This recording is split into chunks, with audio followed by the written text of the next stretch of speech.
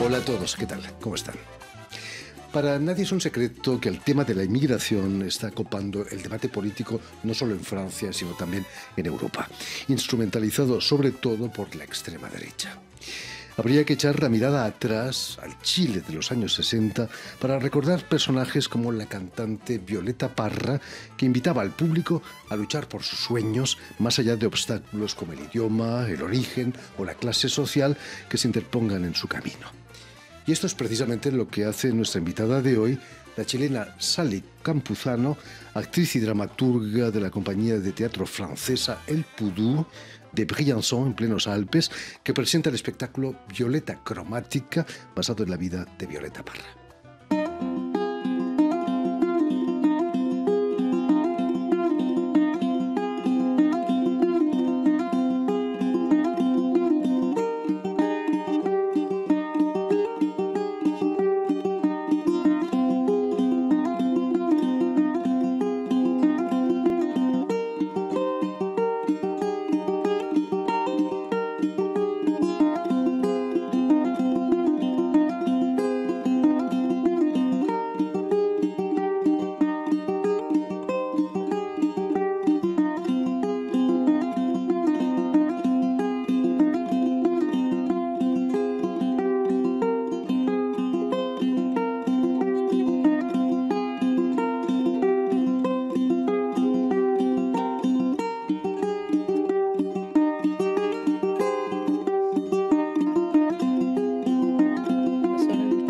Muy buenas tardes, Sally Campuzano. Hola, buenas tardes.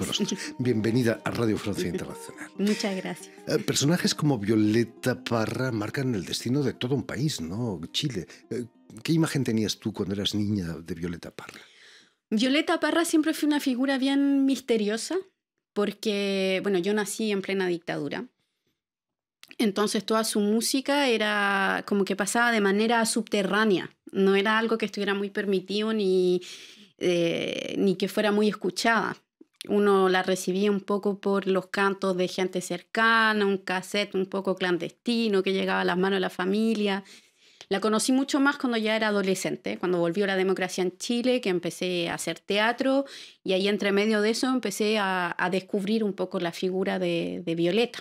Más allá de Gracias a la Vida, que es una canción súper, vamos a decir, robada por la derecha chilena, no conocía mucho más, la conocí de a poco. Entonces siempre ha sido un descubrimiento paulatino a lo largo de mi vida, digamos, el legado de Violeta. Su paso por Francia en los años 60 es el punto de partida de vuestra obra, ¿no? Claro, lo que pasa es que en realidad uno ha escuchado mucho de Violeta. Cuando uno es chileno, uno crece con la figura de Violeta, su familia, etc. No era algo que precisamente nos llamara la atención. Sin embargo, la directora de la obra, Sandra, que es la que pensó, digamos, el proyecto como primera vez, encontró en este punto de partida en Francia y en Europa, digamos, de Violeta en Europa, algo en lo que nos sentíamos súper reflejados. Y a partir de ahí empezamos a trabajar, sobre todo porque es un periodo que en Chile no se conoce mucho. El periodo de viajes de Violeta no es algo de lo que hablemos mucho. Todo el mundo lo sabe, pero no es algo en lo que se haya indagado muchísimo, digamos. Y sobre todo mucha gente no conoce su faceta de artista, ¿no? Claro, además en Chile no se conoce mucho su parte de artista visual. Con el museo que se inauguró hace algunos años sí, pero también es muy limitado en relación como a su música. Permíteme, Sally, que recuerde a nuestros oyentes que has nacido en Santiago en 1982, bueno, a finales de la dictadura de Pinochet, donde vas a estudiar escritura audiovisual e interpretación. ¿Qué tipo de teatro te interesaba cuando empiezas tus estudios? Y yo empecé mucho haciendo teatro, bueno, en la calle, vamos a decir, y muchos talleres para jóvenes, porque cuando llegó la dictadura, o sea, cuando acabó la dictadura en Chile, hubo una explosión cultural. Entonces hubo también muchos actores que llegaron, hubo actores del Teatro del Silencio que llegaron de vuelta a Chile, por ejemplo, que habían estado trabajando acá. Entonces trabajé mucho en ese estilo de teatro, como el Teatro del Silencio, el teatro de calle, de expresión corporal, etc. Y poco a poco después empecé a interesarme en otro tipo de teatro, más contemporáneo, más centrado en el texto. digamos, ese es un poco como mi camino. Esos años 80 se podían comparar a la movida madrileña después de la muerte de Franco, ¿no? Post-80, digamos, principio de los 90 quizás. Porque en los 80 hubo una movida madrileña, pero mucho más, vamos a decir, subterránea, era mucho más alternativa. En los 90 fue una explosión que fue mucho más abierta y más, vamos a decir, compartida por todas las edades y por toda la gente. En los 80 estaba como más, era clandestino en realidad. Imagino que tu adolescencia fue todo menos aburrida, ¿no? Sí, fue una suerte finalmente esta vuelta a la democracia que tocara justo con mi época, digamos, de adolescente. Fue una suerte porque tuve muchas oportunidades y acceso a un fenómeno cultural que yo creo que fue inédito y que con el curso de los años se ha ido apagando, expandiendo, exclusivizando, no sé si podemos decirlo así, porque cuando empezó esta explosión todo era gratis, había muchos talleres, había una efervescencia, digamos, en el aire que se ha perdido con el tiempo. Ahí en Chile vas a ser cofundadora de la compañía Teatro Niño Proletario, que es el título de un cuento de un argentino, Osvaldo Lamborghini, un cuento terrorífico realmente, ¿no? ¿Cómo se os ocurre poner ese título? Ese título tan terrible. Bueno, la compañía la creamos cuando estábamos en la escuela de teatro con el codirector, digamos, de la compañía, con quien fundamos la Niño Proletario. Y en esa época estábamos leyendo mucha literatura latinoamericana, pero también descubriendo autores que en Chile no eran muy conocidos, como Osvaldo Lamborghini. Y a nosotros nos interesaba trabajar mucho el hiperrealismo, y ese libro, ese cuento, digamos, es hiperrealista y por lo mismo es tan crudo. Y interpretaba súper bien la estética y el lenguaje que queríamos trabajar con la compañía. Por eso le pusimos así. En el sur de Chile, en plena Patagonia, vas a crear el festival Cielos de Infinito. Imagino que sería un festival de verano, ¿no? Sí, aunque no siempre era verano cuando lo hacíamos. Sí. Y también, esa fue una locura en realidad. Una locura que no sé si haría ahora, porque cuando lo creábamos éramos cuatro jóvenes recién egresados de la escuela de teatro. Fuimos a parar allá un poco casi como con una utopía, ¿no? De democratizar la cultura en un momento en que en Chile ir a la Patagonia era muy difícil. Era toda una odisea llegar allá. Había que mandar las escenografías un mes antes del festival en camión. El camión pasaba por Argentina. A ciertas islas íbamos en aviones militares o en barco para poder presentar las obras. Fue una gran escuela. Y existe todavía el festival, sigue. Hay que tener una cierta voluntad, ¿no? Para claro que sí. Había que estar súper convencido. Te vas a implicar también en la defensa de las autoras dramáticas mujeres en el Women Playwrights International. Vas a acabar incluso siendo directora de la 11ª edición que tuvo lugar en Ciudad del Cabo, en África del Sur. Sí, o sea, en Chile y en Ciudad del Cabo también fui. Sí, fue un azar. En realidad existe esta...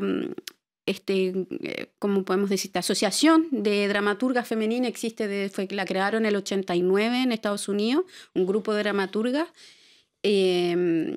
y poco a poco esto fue creciendo y cada 3 años se organiza una conferencia en distintas ciudades del mundo.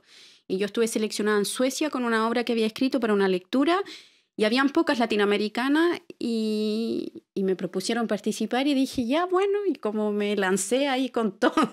Entonces organicé la comitiva que fue a Ciudad del Cabo el 2015 y después fui la directora de la conferencia que se hizo en Chile el 2018. Es curioso que la dramaturgia, la escritura teatral es muy masculina, ¿no? Incluso dramaturga no se suele utilizar, ¿no?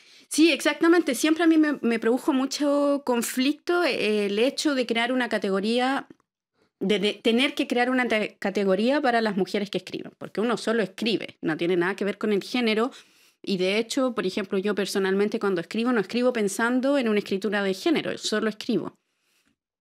Pero finalmente cuando uno ve todas las dificultades, que son bien universales, porque esa conferencia me permitió conocer mujeres de todas las latitudes, de África, de Asia, de América Latina, etc., uno se da cuenta que compartimos todas las mismas dificultades. Somos menos publicadas, nuestras obras son menos llevadas a escena, en general en los catálogos no nos mencionan. Entonces son hechos, digamos, concretos que justifican la creación de instancias como esta conferencia. Hay que desfacer entuertos, como Claro. decía el Quijote. En el 2016 vas a obtener incluso el primer premio del concurso de dramaturgia del Teatro Nacional de Chile, con una obra que se llamaba El automóvil amarillo. ¿Qué era el automóvil amarillo? El automóvil amarillo era sobre todo una bifurcación, como una separación, porque lo escribí cuando ya había llegado a Francia y tenía que ver un poco como la pérdida de sentido, de por qué uno hace las cosas. Cuando yo llegué acá estaba súper perdida, no sabía muy bien por dónde ir. Y el automóvil amarillo es eso, son 3 personas que se encuentran en la noche con un auto varado al borde del camino con las llaves puestas y tienen que decidir qué hacer. Y cada uno llega con sus problemas existenciales, entonces tiene que ver, es toda una simbología. ¿Qué hacemos? ¿Lo tomamos? ¿Nos vamos lejos? Si lo tomamos nos pueden acusar de robo, o lo usamos el auto para matarnos porque ya que íbamos a matarnos terminemos de hacerlo con este auto que encontramos, etc. Esto es una obra muy metafórica. Quizás sobre la existencia. ¿Vas a representarla aquí en Francia quizás algún día? Sí, me gustaría. Es uno de los proyectos a futuros de la compañía. Y cuéntanos, ¿qué es lo que te trae a Francia? Llevas en Francia desde 2010. Sí. Y además vas a mudarte a un pequeño pueblito en las montañas, ¿no? en el Alpe, justo como en los Andes chilenos casi, ¿no? Sí. Bueno, fue casualidad y el amor. Yo me estaba yendo a estudiar a Buenos Aires y entre eso me crucé con un francés y me vine a Francia, para hacerlo corto porque la historia es larga. Y llegué acá y bueno, me casé, mi marido es francés y guía de montaña, guía de canyoning. Entonces había que buscar un lugar en donde pudiéramos compatibilizar nuestras vidas súper diferentes. Cuando yo llegué a Francia no hablaba francés tampoco, entonces así llegué a vivir a Briançon, que es una ciudad de montaña. Que es conocida por el fuerte, una fortaleza increíble. Por la ciudad Vauban, que es una ciudad amurallada. Que domina los Alpes, ¿no? Claro, patrimonio de la UNESCO. Es la ciudad más alta de Europa. Imagínate. Ahí precisamente nace la compañía El Poudou. Por cierto, ¿qué es el Poudou? El Poudou. El Poudou es un ciervo endémico de la cordillera de los Andes. Es uno de los ciervos más pequeños del mundo. Es muy característico del sur de Chile. Y a mí me interpretaba muchísimo esta figura del Poudou que pasa como que es súper hábil para pasar entre el follaje de los bosques para que no se lo coma el puma, etc. Un poco como me sentía yo en los Alpes, ¿no? Chiquitita cuando llegué y tratando un poco de hacer mi camino entre medio de esos bosques que encontré. Y por eso también le puse así a la compañera, un poco la relación que tenía, un poco el puente que podía crear entre los Andes y los Alpes. ¿No encontraste algún Poudou ahí en los Alpes franceses? No, no, son mucho más grandes los Lástima, Poudou, ¿no? alpinos. Un ciervo de bolsillo. Sí. Cuéntanos, abordas la inmigración, el tema de la inmigración en tu obra Emilio del Bosque, la primera obra que haces con el teatro El Poudou. Vamos a ver el tráiler. Emilio, une nouvelle à t'annoncer. Nous allons déménager. Emilio, tu pleures? Tu es triste? Les maisons sont empilées les unes sur les autres en formant des grandes tours qui peuvent même chatouiller les ciels. La ville est immense. Il y a beaucoup de monde. Mais ça sent très mauvais les métros. En fait, je n'ai pas du tout senti que la ville m'attendait à bras ouverts. Hein. Non. En fait, je trouve que la ville, elle se fiche de moi quand même. Dans ma nouvelle école, il y a une maîtresse qui s'appelle Brigitte. Vous voyez ces montagnes au loin? Emilio vient du village derrière cette montagne. Il me rappelle mon ancienne maison. Emilio, tu as un pouvoir que peu d'enfants dans le monde ont la chance d'avoir. Je m'en fous. Je n'ai pas envie d'être gentille. J'ai pas envie de m'adapter. J'ai envie de rentrer chez moi. J'ai une idée. Alors. Bon, les amis, on va commencer la visite de la forêt.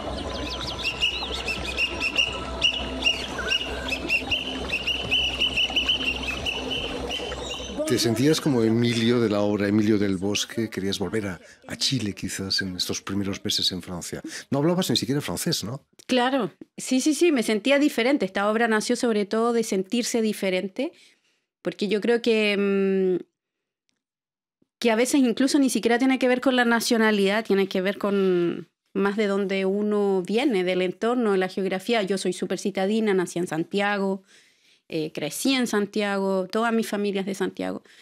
Y llegué a vivir a la montaña y para mí fue otro mundo. Más que estar en Francia, en realidad fue el hecho de vivir en plena montaña, con inviernos con nieve y con gente que tenía claramente una cultura de vida completamente diferente a la mía, y yo me sentía súper diferente, no por ser chilena, sino por ser citadina. Me vestía diferente, de hecho luché mucho tiempo por no tener una dudún. Yo creo que era la única persona en Briançon que no tenía dudún. ¿No se te ocurrió llevarte a tu marido a París y fundar algo aquí en París? No, era difícil. Yo venía muy cansada también del training cultural. Quería hacer una pausa entre el festival, la compañía en Chile. Y por otra parte, bueno, mi marido trabaja en montaña y yo venía llegando, entonces alguien de los dos tenía que trabajar de manera más segura. Entonces, y ahí nos fuimos quedando. Hemos tratado de irnos, de buscar otro lugar intermedio. Estamos tratando de acercarnos un poco a Marsella, pero no es fácil también. Hemos echado raíces también. En París solo hay dos montañas, Montmartre y Montparnasse. Claro. Y no son muy altas, además. Volviendo a Violeta Cromática, no es una biografía de Violeta Parra. No es una biografía. Usamos su biografía, contamos quién es Violeta, pero lo contamos desde nuestro punto de vista y de cómo nos reflejamos en su periplo de migrante. Entonces la obra está súper centrada en ese periodo y sobre todo en imaginar cómo ella vivió ese periodo. Porque como no hay muchos documentos, no podríamos hacer algo como calcado al pie de la letra. En el fondo en la obra se juntan, se superponen dos relatos. El relato de estas dos narradoras que trabajan en una ONG que ayudan a migrantes y que se hacen preguntas en torno a la migración, la diferencia, los acentos y la figura de Violeta y cómo transita, digamos, en esta migración europea. ¿Cómo imaginabais la vida de Violeta Parra aquí en Francia? Algo como la tuya, ¿no? Quizás un poco desenraizada.